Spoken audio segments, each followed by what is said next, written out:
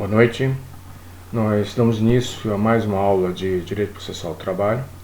Lembrando que em aulas anteriores nós tratamos sobre honorários sucumbenciais e preparamos justamente todas as nossas aulas para o que começa agora, no que diz respeito a partes no processo, tratando de litisconsórcio. Essa hipótese não vai ter muitos artigos na CLT que tratam especificamente sobre isso. Então, através do princípio da subsidiariedade do artigo 769 da CLT, nos remetemos ao CPC para trazer as regras do litisconsórcio para sua aplicação na Justiça do Trabalho. Nesse sentido, sabemos que o litisconsórcio é justamente uma cumulação de sujeitos em um dos polos do processo, seja um litisconsórcio ativo, com vários reclamantes, no caso da Justiça do Trabalho, seja um litisconsórcio passivo, com vários réus reclamadas dentro dessa lide trabalhista. E daí se traz todas aquelas hipóteses que estão ali no artigo 114 do CPC, com algumas peculiaridades. Uma delas diz respeito à reforma trabalhista.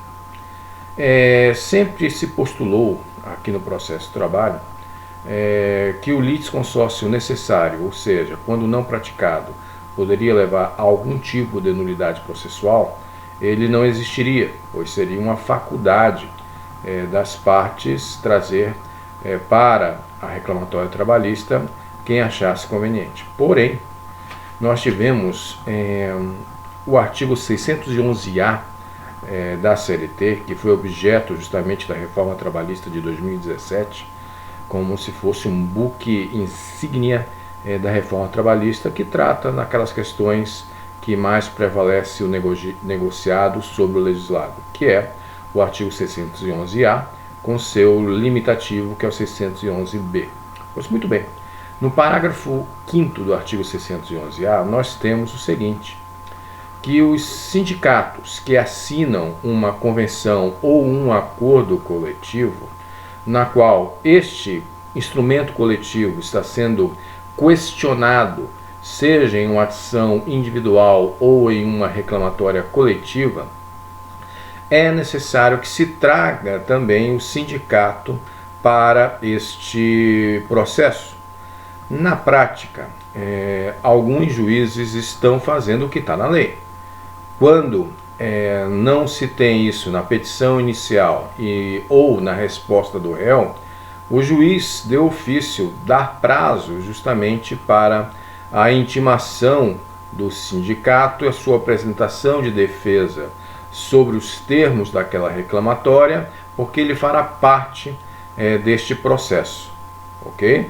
Porém, nem todos os juízes, nem todos os jurisdicionados estão fazendo isso, até mesmo para simplificar o mais que se possa o andamento processual daquela reclamatória. Porém, nós temos um imperativo legal novo que traz dessa necessidade, sob pena de nulidade, quando questionado um instrumento coletivo, que nós sabemos que pode ter algumas obrigações importantes para os pedidos de uma reclamatória trabalhista.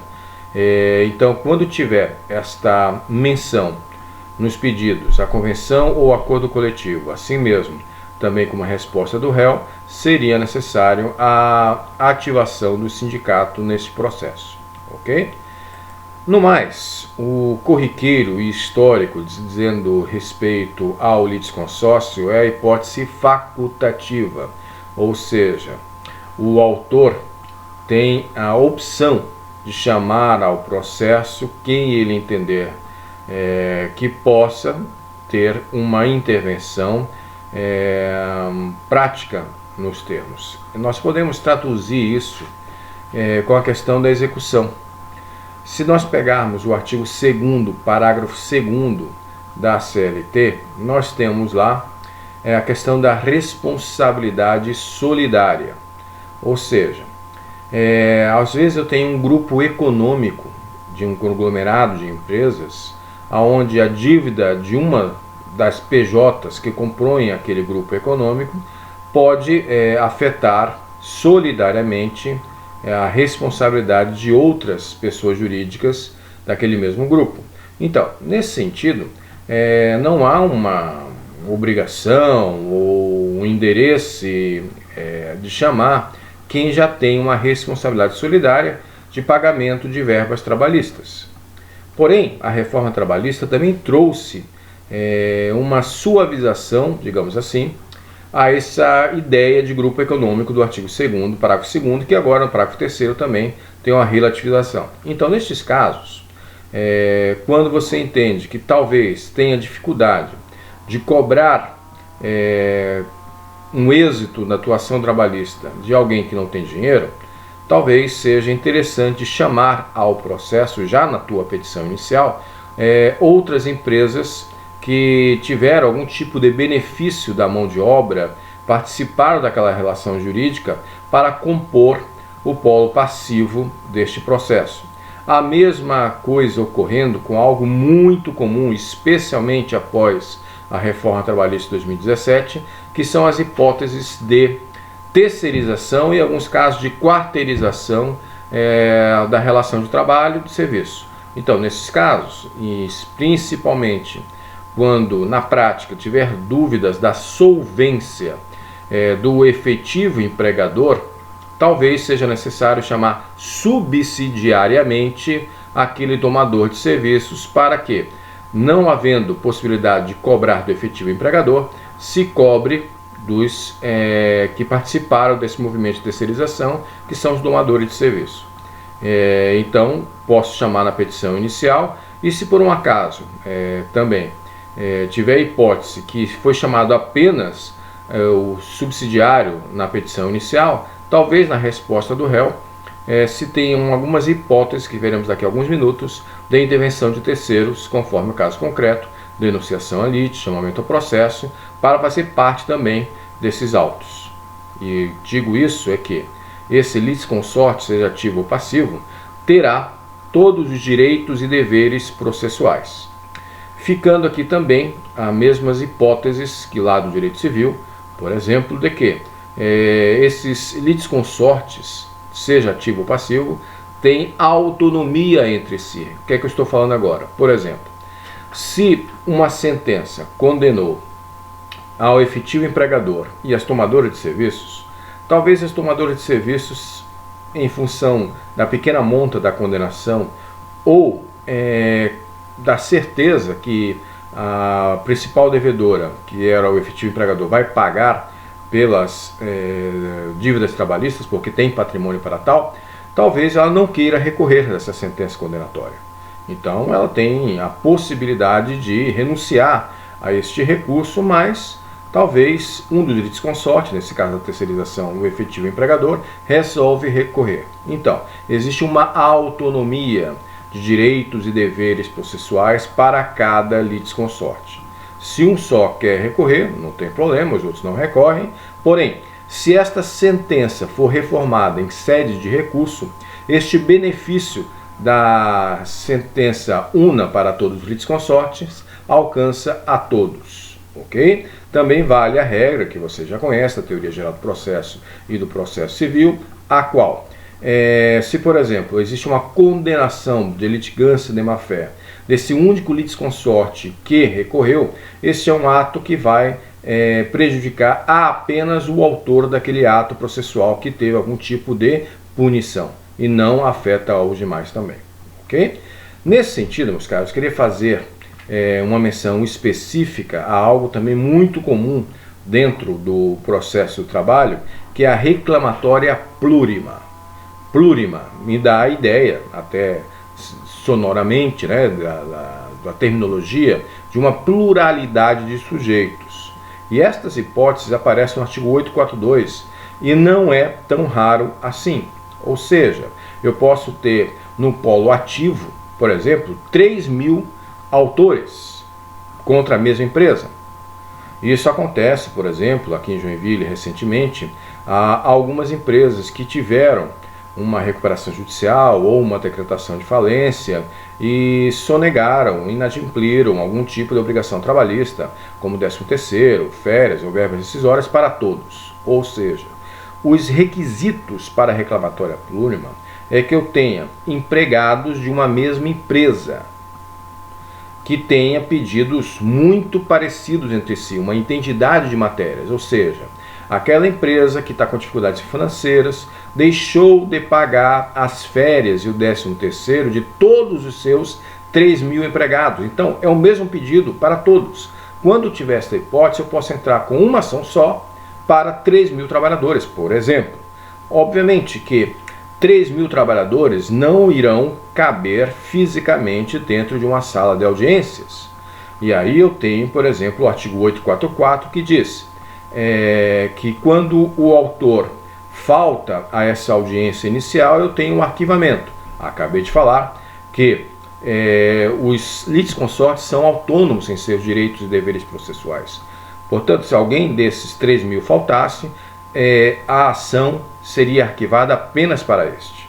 Ora, em função disso, o juiz, ao ver que se trata de uma reclamatória gigantesca de 3.000 empregados, ele pode dividir, se ele entender por bem na administração do processo, dividir em grupos de 10 esta ação, ou tomar uma outra medida bastante prática, que já em um despacho, na citação inicial ou na designação da audiência, dizer que um dos trabalhadores representa os outros 3.000, para liberar desse dever processual de comparecimento à audiência, já que seria fisicamente possível ter os 3.000 lá e atrapalhar a condução da audiência e do processo. Então, nesses casos, eu tenho questões práticas em que esse litisconsórcio, quando tem uma reclamatória plurima, ele pode ter essa administração da prática nesse sentido. Muito bem. No que diz respeito à intervenção de terceiros, meus caros, a prática processual histórica, doutrina e jurisprudência me fala majoritariamente da inaplicabilidade da intervenção de terceiros no processo de trabalho. Por quê? Tendo em vista que, na maioria das vezes, para não dizer todas, mas na maioria das vezes, se trata de um contrato bilateral de trabalho, a possibilidade de um terceiro interessado nesse objeto da ação não é assim tão comum. Então, em princípio, não há essas possibilidades de denunciação ali, de chamamento ao processo, oposição na prática trabalhista. Porém, não posso tomar esta hipótese como uníssona, como a impossibilidade, assim, mesmo que a prática e a jurisprudência me levem a esse entendimento. Por quê? Nós tivemos, recentemente, algumas hipóteses de ordem constitucional trabalhista, na qual nós tivemos o questionamento da constitucionalidade de alguns artigos e preceitos derivados da reforma trabalhista. E aí, na prática, nós tivemos, nessas ações de inconstitucionalidade lá no STF, de cunho constitucional trabalhista, vários amicus curiae que também ingressaram neste processo para discutir e ter voz ativa nos caminhos dessa constitucionalidade ou não de determinado artigo da reforma trabalhista.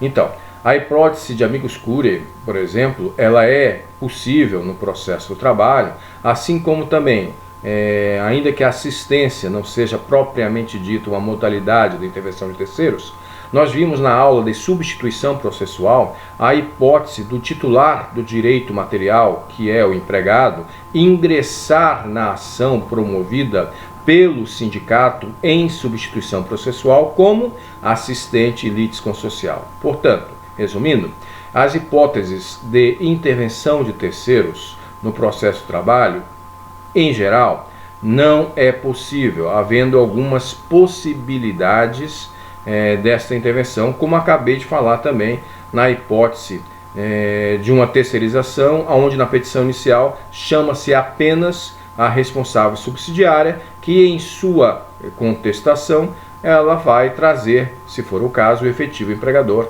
para que seja o responsável direto por uma eventual condenação trabalhista, como acabamos de ver, ok? Finalizando já a aula de hoje, nós temos o que é a grande intenção de todas essas aulas de atos processuais, que é o título da CLT, que se encontra nos artigos 794 e seguintes da CLT, que trata sobre nulidades processuais trabalhistas. Sim, até mesmo o texto da CLT é muito parecido com o do CPC, se nós compararmos o artigo 794 com o seu correspondente lá no CPC. Porém, como nós vimos na primeira aula do semestre, eu só irei a um outro texto normativo na omissão da CLT, que, como estamos vendo, no que diz respeito a nulidades, não é omissiva. Não, ela está lá, no 794 seguinte, essas hipóteses de nulidades. Começamos. Dentro disso, nós temos o quê? Quando o interessado, ou seja, o ex-adverso, entender que o ato praticado pelo outro polo processual teve um vício, ele vai indicar isso nos autos para o juiz. Por isso que o artigo 794 faz menção a atos inquinados, ou seja, o ex-adverso, aquele que não fez o ato, ele vai indicar ao juiz qual ato ele entende como nulo e por quê. Nessa indicação é importante que o interessado ele tenha também a esperteza, tal como está no artigo 794, de indicar ao juiz não só o ato nulo, como seu fundamento, como a sua transcendência para o processo. Ou seja, o prejuízo daquele ato processual praticado pelo ex-adverso para aquele que está indicando o ato. Por quê? O artigo 794 ele coloca o princípio da transcendência, ou seja, o juiz, quando analisar este ato inquinado pelo interessado do ato processual produzido pelo ex-adverso, ele vai analisar, realmente, este ato ele é nulo. Por quê? Porque um menor, para poder pleitear no processo, ele tem que colocar já na petição inicial quem é o seu representante legal. E esse guri aqui de 16 anos, ele não trouxe quem é o seu responsável legal. E aí o juiz vai, mas qual é o prejuízo, a transcendência disso?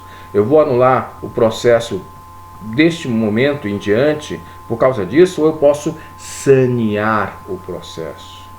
A leitura do juiz vai ser sempre de economia e celeridade processual, posto que todo o sistema de nulidades que estão no 794 seguintes tem esta linha, economia e celeridade processual. Portanto, quando ele analisa esse ato que foi indicado pela outra parte, que tem um vício processual, ele vai lá olhar que efetivamente existe o vício, porém, no 796A, do mesmo título, diz, seu juiz, mas quando você puder suprir esta falta, ou faça, por questão de celeridade e economia processual, você diz, olha, menor, na pessoa do seu advogado, busque em 15 dias, em 5 dias, um representante legal, porque está faltando isso no teu processo. Eu não vou anular tudo, somente quando eu faço esse despacho, não sou atendido, e aí gera os efeitos processuais de nulidade ou não nesse ato inquinado. Ou seja, é necessário um princípio de transcendência e prejuízo às partes por aquele ato viciado, que tem algo que deveria ter sido praticado, porque é uma prerrogativa de lei, e não foi, que é o exemplo do menor, que nós já vimos em outras aulas, que tem uma capacidade postulatória relativa, quando o guri tem aí 17 anos, então ele tem que se apresentar com a representante legal. O juiz supra esse ato que não é tão grave assim, não traz tanto prejuízo assim, e continua o processo, ok? Então, esse sistema de nulidades processuais que eu estou dizendo, que segue por esse norte de celeridade e economia processual, ele também tem uma outra questão geral, que ele está pensado para nulidades relativas. O que é que eu quero dizer com isso? Eu necessito da provocação da parte, na maioria dos casos, para que eu tenha um ato nulo, ok? Isso eu tenho no artigo 795, por isso que o 794, e aqui por isso que eu tenho um sistema de nulidades, os artigos estão se comunicando entre si. No exemplo anterior, eu tive que pular o slide para ir lá no 796, Agora eu estou falando do 794 em conjunto com o 795 da CLT, ou seja, tem um sistema de nulidades processuais. Ou seja, no 794, o ex adverso, aquele que não produziu o ato, indicou qual foi o ato viciado, o juiz vai analisar, porque ele precisa dessa provocação, desse empurro, essa inércia processual do juiz, que não o deixa praticar atos de ofício quando tiver nulidades relativas. As partes terão que provocá-lo, ok? Esta questão geral, que está no caput do 795, ela tem uma exceção, que é o parágrafo único do 795. Esse parágrafo único, ele tem uma terminologia um pouco equívoca.